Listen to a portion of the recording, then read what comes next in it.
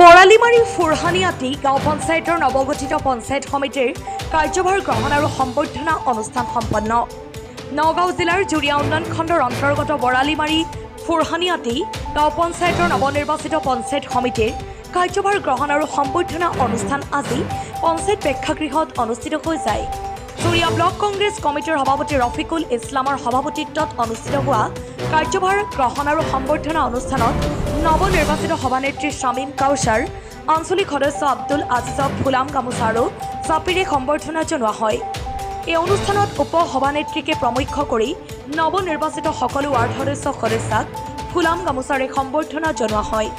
দিনৰ 11 বজাত আৰম্ভ হোৱা এই সম্বৰ্ধনা অনুষ্ঠানত জুৰিয়া আঞ্চলিক পঞ্চায়তৰ নৱনিৰ্বাচিত সভাপতি ৰেহেনা বেগম, আলী টাঙনি, নগাঁও জিলা পৰিষদৰ সদস্য আফছিয়া চেলিম পাঠানৰ লগতে কেইবাজনো বিশিষ্ট ব্যক্তি উপস্থিত থাকি নৱনিৰ্বাচিত সভানেত্ৰী, উপসভানেত্ৰী আৰু ৱাৰ্ড সদস্যসকলক দিহা পৰামৰ্শ দিয়াৰ লগতে চৰকাৰী আঁচনিসমূহৰ সঠিক ৰূপায়ণ কৰিবলৈ আহ্বান জনায়।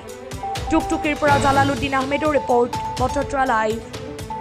ফুৰহানিয়াটি গাঁও পঞ্চায়তৰ নৱনিৰ্বাচিত সভানেত্ৰী শামীম কাউচাৰক বহুত শুভেচ্ছা জনাইছোঁ আৰু এই অঞ্চলৰ ৰাইজকো ধন্যবাদ দিছোঁ, যিহেতু ৰাইজে ইহঁতক 3বাৰকৈ সভানেত্ৰী হিচাপে বনাইছে আৰু ৰাইজৰ ওচৰত দোৱা আশীৰ্বাদ কৰিবলৈ, সহায় সহযোগিতা কৰিবলৈ ৰাইজক মই আন্তৰিক শুভেচ্ছা জ্ঞাপন কৰিছোঁ আৰু অনুৰোধ কৰিছোঁ।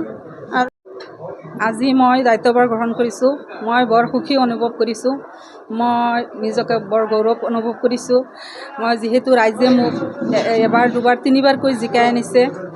ৰাইজে মোৰ কাৰণে বহুত কষ্ট কৰিছে, বহুত মৰম ভাল পোৱা দিছে, বহুত সহায় সহযোগিতা কৰি মোক 3বাৰকৈ জয় কৰিছে। মই 3বাৰকৈ জয় হৈছোঁ। গতিকে মই ৰাইজক মোৰ অন্তৰৰ পৰা অশেষ মৰম ও আন্তৰিক শুভেচ্ছা জ্ঞাপন কৰিছোঁ। মই অনাগত দিনবোৰত যাতে ৰাইজৰ হৈ ভাল কাম কৰি যাব পাৰোঁ, ৰাইজৰ সমস্যাসমূহৰ সমাধান কৰিব পাৰোঁ, অভাৱ অভিযোগবোৰ মই পূৰা কৰিব পাৰোঁ, তাৰ বাবে মই চেষ্টা কৰিম। বহুত ভাল লাগি আছে, বহুত আনন্দ লাগি আছে। ৰাইজে যি মৰম দিছে, উৎসাহ দিছে, বহুমূল্য গুৰুত্ব দি জয়যুক্ত কৰি পঠিয়াইছে।